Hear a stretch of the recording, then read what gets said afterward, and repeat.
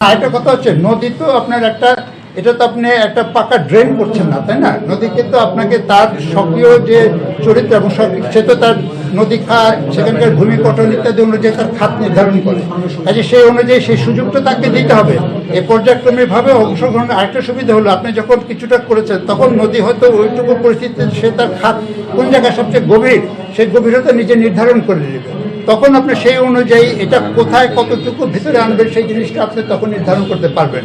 কাজে এখন যেটা চীনারা চাচ্ছে যে কৃত্রিমভাবে একটা পূর্ব নির্ধারিতভাবে এক জায়গায় পুরো কাউনিয়া থেকে ডালিয়া পর্যন্ত 700 মিটার আর কাউনিয়া থেকে চিনমারি পর্যন্ত 1000 মিটার যান্ত্রিকভাবে যে এই যে জিনিসটা এবং আগে থেকে একটা রেখা তৈরি করে ফেলা সেইখানে আনা, এই জিনিসটা খুবই একটা মানে কৃত্রিম এবং উপর থেকে আরোপিত। এখানে নদীর যে নিজস্ব আচরণ, সেই আচরণের কোনো সুযোগ দেওয়া হয় নদীতে সব কিছু করতেছে। এই জিনিসটা আমরা আলোচনার মধ্যে আনতে দেওয়ার চেষ্টা করবো। এই জিনিসটা যেটা বললাম, সংকটের তিস্তা নদী বই, সেখানে এই বিকল্পটা কি, সেই বিকল্পটা আরো বিস্তারিতভাবে উত্থাপিত হয়েছে। আপনারা পড়ুন, দেখুন, জানুন। এখানে একটা কথা বলি, তিস্তার প্রকল্পের ব্যাপারে অনেক আগ্রহী হতে পারে যাদের তিস্তার প্রকল্প শেষ পর্যন্ত সফল হবে কি হবে না এটার জন্য তাদের অত দুশ্চিন্তা নাও থাকতে পারে, কারণ তারা উপস্থিত হয়তো ঠিকাদারি পাবে, তারা উপস্থিত কনসালটেন্সি পাবে, তারা হয়তো রাজনৈতিকভাবে সেটা লাভবান হবে ইত্যাদি। কাজে এটা একটা, কিন্তু আমাদের যেটা কনসার্ন অথবা আমাদের যেটা মনোযোগ, সেটা হচ্ছে আখেরে তিস্তাবাসীর জনগণ এটাদের উপকৃত হবে কিনা। কাজে স্বল্প মেয়াদি তো এবং এখানে আমরা কাজ করি, আমাদের তো কোনো স্বার্থ নাই। আমাদের তো তিস্তা প্রকল্প পেলেও আমাদের 1 পয়সা আমাদের পকেটে আসবে না, না হলে আমাদের 1 পয়সা আসবে না। কাজে আমরা নিঃস্বার্থভাবে এই দেশে আমাদের পূর্বতে আমরা বিরাট বই লিখেছি, বাংলাদেশের পানি উন্নয়নের অভিজ্ঞতা, 60 বছরের অভিজ্ঞতা নিয়ে আমার 800 পৃষ্ঠার বই আছে। কাজে বিস্তৃতভাবে আমরা দেখেছি, অতীত অভিজ্ঞতা পরিচালনা করেছি এবং সেটা দ্বারা আমরা দেখেছি যে এই সমস্ত বিদেশি প্রকল্প তিস্তা মহাপরিকল্পনায় যেভাবে প্রস্তাব করা হয়েছে, এটা যদি বাস্তবায়িত হয় তাহলে আমরা বিশ্লেষণ করেছি, প্রত্যেকটা জিনিস প্রত্যেকটা পৃষ্ঠা আমরা করেছি। এটা যদি হয় তাহলে মানে লঞ্চ চলতে পারবে, ডান চলতে পারবে, এগুলি কিন্তু ওদের ডকুমেন্ট থেকে আমরা বলছি, সরকারি সব দলিলপত্র থেকে আমরা বলছি। তিস্তা মহাপরিকল্পনা যদি হয় তাহলে নাকি তিস্তা ব্যারেজের নিচে আর চিলমারি পর্যন্ত সেচের আওতা বাড়বে, অনেক সেচ করা যাবে নতুন করে।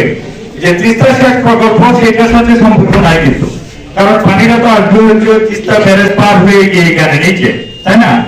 আরো কি বলা হয়েছে যে তিস্তা মহাপরিকল্পনা হলে পরে অনেক ধরনের কর্মসংস্থান হবে, অনেক জমি উদ্ধার হবে, তাই না? তো মোটা দাগে এই কথাগুলি বলা হয়েছে। এখন আমি বলি, তিস্তা মহাপরিকল্পনায় যেভাবে প্রস্তাব করা হয়েছে এটা যদি বাস্তবায়িত হয় তাহলে আমরা বিশ্লেষণ করেছি, প্রত্যেকটা জিনিস প্রত্যেকটা পৃষ্ঠা আমরা করেছি।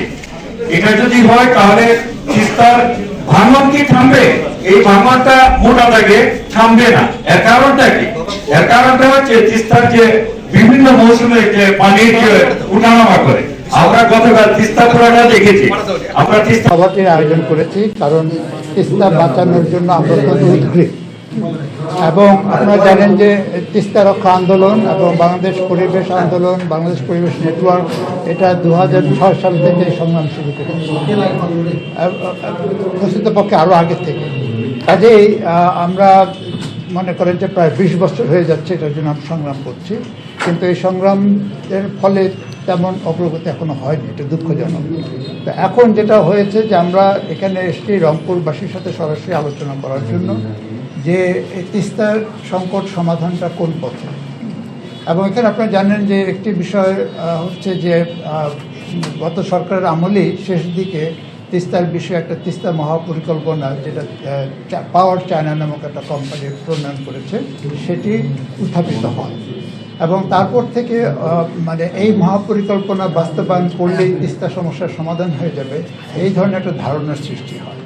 তো যেটা আমরা করতে চাচ্ছি সেটা হচ্ছে যে এই তিস্তা মহাপরিকল্পনাটা কি করতে চায় এবং সেটা আমাদের তিস্তা পারবাসীদের সমস্যার স্থায়ী সমাধান করতে পারবে কিনা, এই বিষয়টা একটু যাচাই বাছাই করার প্রয়োজনীয়তাটা আমরা গুরুত্ব আরোপ করছি। কারণ আমাদের বাংলাদেশের জানেন একটা কথা আছে, ঘর পোড়া গরু সিঁদুরে মেঘ দেখলে ভয় পায়।